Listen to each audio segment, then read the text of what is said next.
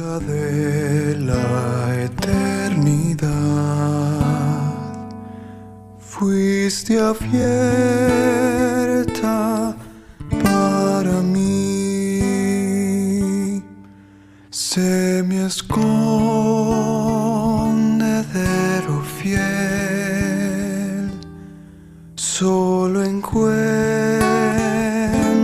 paz en ti, rico, limpio manantial, en el cual lavado fui.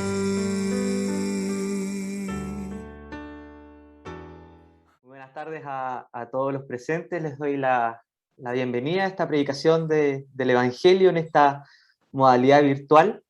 Me gustaría que pudiésemos leer en la palabra del Señor en el Evangelio de Lucas. Vamos al Evangelio de Lucas, capítulo 6. Evangelio de Lucas, capítulo 6, desde el versículo 46 al 49. Lucas, capítulo 6, versículos 46 al 49. Dice así la palabra del Señor.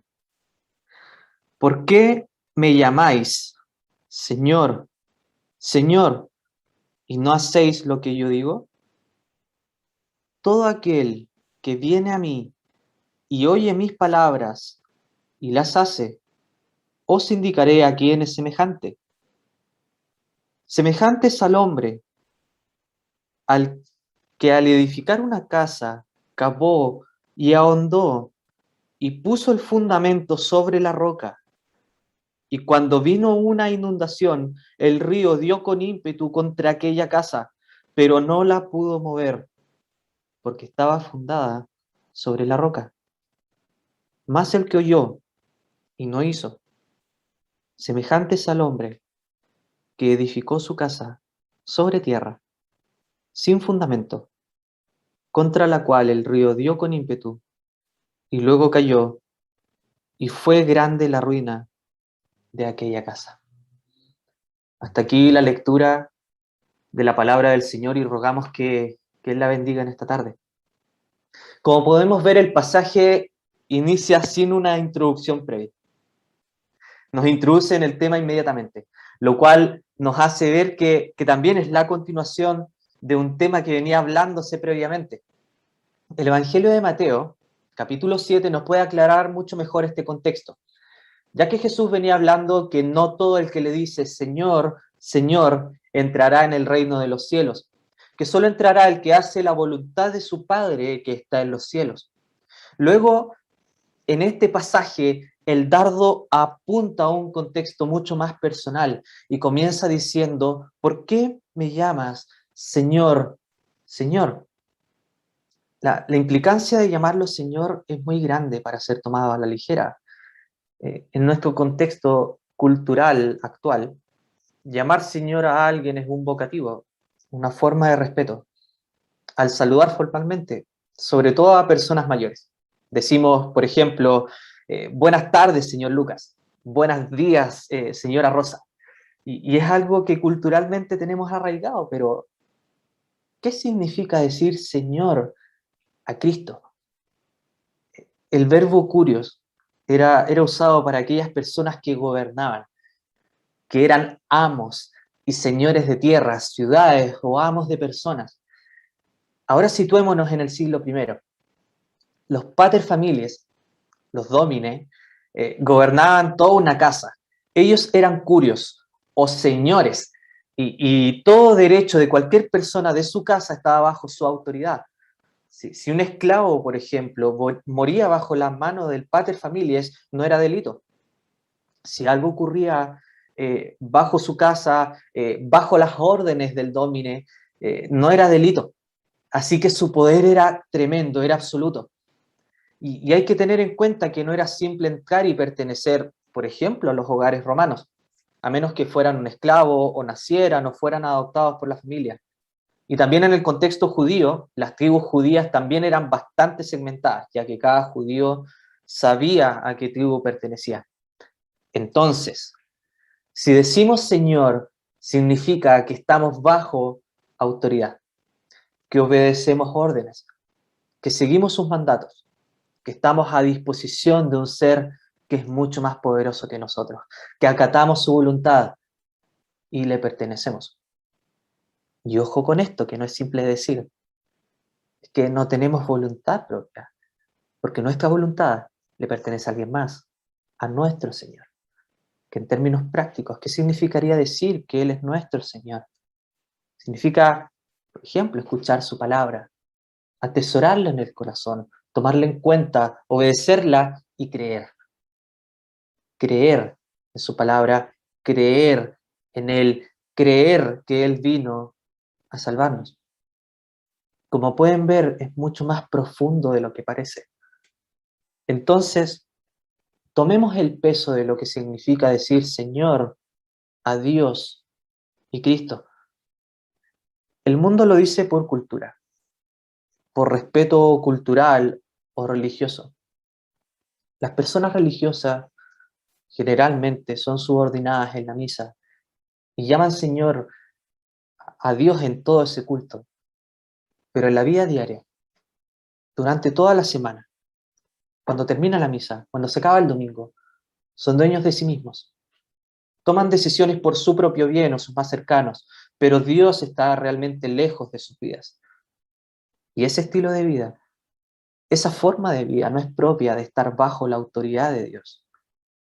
Y Jesús sabía esto al momento de decir que no todos los que le dicen Señor, Señor, entrarán en el reino de los cielos.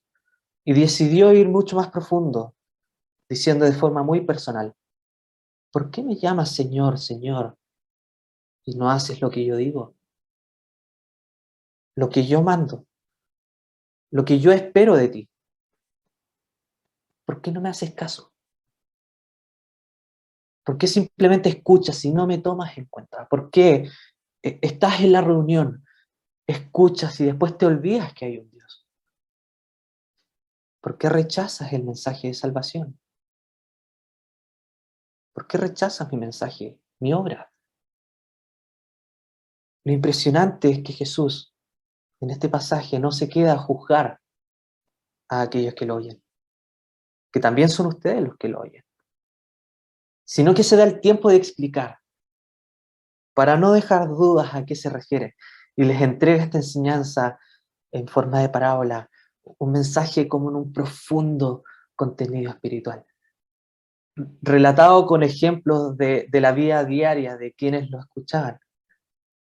Así que dando una cátedra de comunicación, introduce el tema diciendo, todo aquel que viene a mí y oye mis palabras y las hace, os indicaré a quién es semejante. Quiero que se fijen en algo. En este versículo hay 3 acciones que debemos considerar. Y lo tremendo es que no deja vacíos legales, por así decirlo. La primera acción es ir a Él, que es la más importante. Acercarse a Él, estar a sus pies, sentir su presencia y no segmenta. Porque fíjense, nos dice, todo aquel, todo aquel que viene a mí. No nos dice todo judío que viene a mí. Al contrario, abre las puertas al mundo entero. Dios quiere que todos sean salvos, que todos disfruten de su amor y misericordia, y lo expresa de la forma más impresionante, porque Él, teniéndolo todo, lo entrega todo para salvarnos. Envía a su Hijo unigénito a este mundo, la segunda persona de la Trinidad, aquel que estuvo con Dios desde la eternidad en una profunda comunión y en un misterio inexplicable, se hizo carne y habitó entre nosotros, vino a este mundo, nació en un pesebre y en la máxima humildad estuvo allí viviendo. Filipenses nos dice que se despojó a sí mismo tomando forma de siervo, hecho semejante a los hombres. Dios envía a su Hijo a este mundo a salvar, para que todo aquel que cree o todo aquel que viene a mí no se pierda, mas tenga vida eterna. Todos pueden acceder a su gracia y amor. Y lo hermoso es que nadie está descartado. Su amor es inmenso y alcanza para todos. ¿Qué debes hacer? Bueno, el versículo continúa diciéndonos la segunda y tercera acción, que son, y oye mis palabras y las hace. No basta con escuchar. No basta con estar en las reuniones y escuchar. En el siglo I no bastó estar cerca de Jesús durante esos 3 años que Él estuvo aquí en este mundo, comiendo con Él, yendo a los lugares que Él iba, escuchando sus enseñanzas, escuchando lo que Él decía en primera persona. O si no, pregúntenle a Judas. Escuchó, pero no hizo. Escuchó, pero no creyó. Porque también es importante hacer lo que Él dice. Puedes escuchar muchas reuniones. Estar martes, jueves y domingos. Estar en las conferencias. Asistir a reunión de jóvenes. E incluso juntarte con personas que creen y hablar de Dios. Pero una cosa es ser oyente y la otra es ser hacedor. Dios manda a que todos crean. Y te pregunto, ¿crees? Jesús dijo, yo soy la resurrección y la vida. El que cree en mí, aunque esté muerto, vivirá. Y te pregunto nuevamente, ¿tú crees? ¿O eres un oyente? El hacer es creer, es obedecer su palabra, es aceptarlo como tu Salvador. El Señor toma acá en consideración el contexto en el que está y estas palabras e introduce el versículo y les da un ejemplo sobre cómo es aquel que oye y hace, con uno que no oye y no hace. Así que vamos al versículo 48. El versículo 48 que dice lo siguiente. Semejante es al hombre que al edificar una casa, cavó y ahondó y puso el fundamento sobre la roca. Entonces, unamos las ideas. El que oye y hace es semejante a este hombre que tomó precauciones, que se preocupó de construir su casa en un lugar firme y estable. Las personas que oían a Jesús le entendieron perfectamente, porque allí en ese contexto, en el Medio Oriente, un lugar desértico, el terreno en general es de arena dura, que a simple vista puede parecer firme para construir una casa. Pero aquel que era precavido se tomaba el tiempo, invertía todo su tiempo, esfuerzo y sacaba esta arena que al parecer dura como para soportar una casa, puede traer dificultades a futuro. Así que cava y cava hasta llegar a la roca donde puede estar tranquilo porque esta roca es firme y va a soportar cualquier dificultad en un futuro. Y en esa roca construye su casa. La vida del que oye y hace las cosas que Cristo dice, espiritualmente su vida estará segura, porque la roca es Cristo. Si construyen su vida en Cristo, tendrán la seguridad que estará firme y fuerte cuando lo necesites. Está claro, y debo aclarar, que habrá oraciones en las que Dios dirá no. Él sabe por qué, pero no significa que no está, o que duerme, o que descansa. Porque como dicen los salmos, he aquí, no se adormecerá, ni dormirá el que guarda a Israel. Y cuando vengan esos días difíciles, y como continúa el versículo, y cuando vino una inundación, el río dio con ímpetu contra aquella casa, pero no la pudo mover. porque estaba fundada sobre la roca. Habrá días de tentaciones y problemas que van a azotar nuestras vidas. Pero aquellos que creen y que su vida está sobre la roca, aquellos que llaman Señor a Cristo, la roca les sostendrá. Y esto es posible porque aquella roca sufrió la peor inundación de todas. Las olas golpearon con todas sus fuerzas y esa roca fue partida para que tú y yo no fuésemos destrozados con la justicia e ira de Dios. El pecado debe ser castigado y por justicia debiésemos ser destrozados por nuestra culpa.